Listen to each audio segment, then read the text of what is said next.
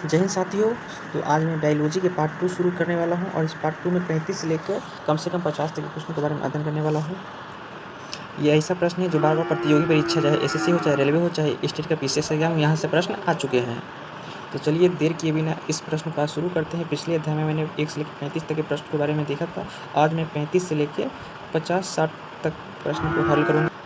तो 35 प्रश्न है क्या है, जीव द्रव्य के पृथक्करण एवं संयोजन से संबंधित वनस्पति विज्ञान की शाखा होती है वो क्या कहलाती है। तो वनस्पति विज्ञान की जो शाखा होती है उसे टिश्यू कल्चर कहते हैं। क्या कहते हैं? टिश्यू कल्चर कहते हैं। क्या कहते हैं? टिश्यू कल्चर कहते हैं। अगला क्वेश्चन है, निम्न में से किसे वर्गीकी का पितामह कहा जाता है। तो वर्गीकी जो पितामह होते हैं उसे लीनियस कहते हैं। क्या कहते हैं? लीनियस को वर्गीकी का पितामह कहा जाता है। अगला क्वेश्चन है 37 नंबर, द्विनाम पद्धति के प्रतिपादक कौन है। तो द्विनाम पद्धति के जो प्रतिपादक है उसे लीनियस कहते हैं। क्या कहते हैं? लीनियस कहते हैं। अगला 38 नंबर क्वेश्चन है, वर्गीकरण की प्राकृतिक सिस्टम किस वनस्पति विज्ञानी के प्रस्तुत किया था। क्या कहता है? वर्गीकरण के प्राकृतिक सिस्टम किस वनस्पति विज्ञानी ने प्रस्तुत किया था। तो उस विज्ञानी का नाम क्या है?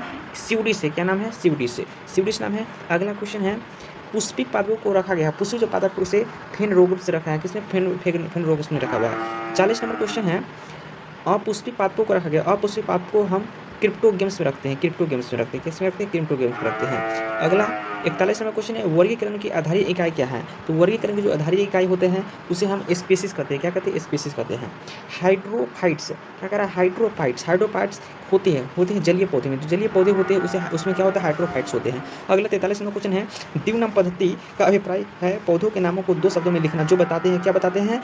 वंश और जाति को बताते हैं। वंश और जाति को बताते हैं। अगला कुछ जिन पौधों पर बीज बनते हैं किंतु पुष्प नहीं लगते हैं उसे क्या कहते हैं। तो उसे हम क्या कहते हैं? अनावृत बीज कहते हैं। क्या कहते हैं? अनावृत बीज कहते हैं। अगला क्वेश्चन है, जीवाणु की खोज किसने की थी। जीवाणु की खोज ल्यूविन हुए कि नहीं। एंटोनी ल्यूविन हुए कि नहीं जीवाणु की खोज किया था। बैक्टीरिया की खोज भी जीवाणु हुए पूछेगा, या तो जीवाणु की खोज पूछेगा या बैक्टीरिया के, दोनों ल्यूविन हुए हो जाएगा। अगला 46 नंबर क्वेश्चन है, जीवाणुओं को पौधों माना गया है क्योंकि इनमें क्या होते हैं? कठोर कोशिका भित्ति होते हैं। इनमें क्या होते हैं? कठोर कोशिका भित्ति होते हैं। अगला 47 नंबर क्वेश्चन, जीवाणु कोशिका में नहीं होता है। जीवाणु कोशिका में क्या नहीं होता है? तो जीवाणु कोशिका में सूत्रकर्णिका नहीं होता है। क्या नहीं होता है? सूत्रकर्णिका नहीं होता है।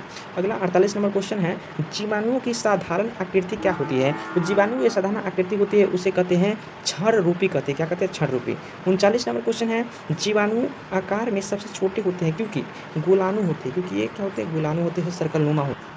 50 नंबर क्वेश्चन है, एक गोल जीवाणु क्या कहलाता है। एक गोल जो जीवाणु होते हैं वो क्या कहलाता है। एक गोल जीवाणु कोकस कहलाता है। क्या क्वेश्चन है? कोकस कहलाता है। तो यहीं पे मेरा क्वेश्चन समाप्त होता है। अगले अध्याय में मैं 50 से लेके 100 तक के क्वेश्चन के बारे में पढ़ने वाला हूँ।